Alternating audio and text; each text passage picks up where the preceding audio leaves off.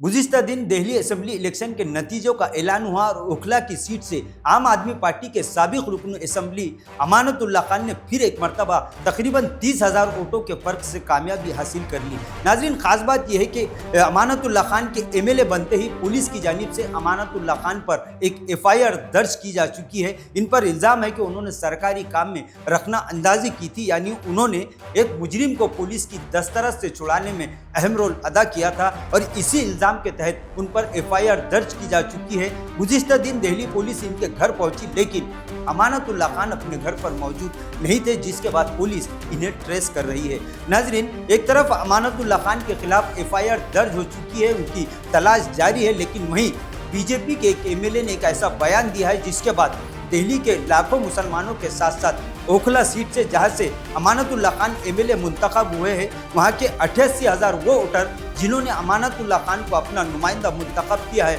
उन्होंने सख्त नाराजगी और गम और गुस्से का इजहार किया है, क्योंकि बीजेपी के इस एमएलए ने अमानतुल्लाह खान को एक मुजरिम और आरोपी के साथ साथ यहाँ तक कह दिया कि अमानतुल्लाह खान एक आतंकी है। शूटर है अपने आप ही अमानतुल्लाह खान, तो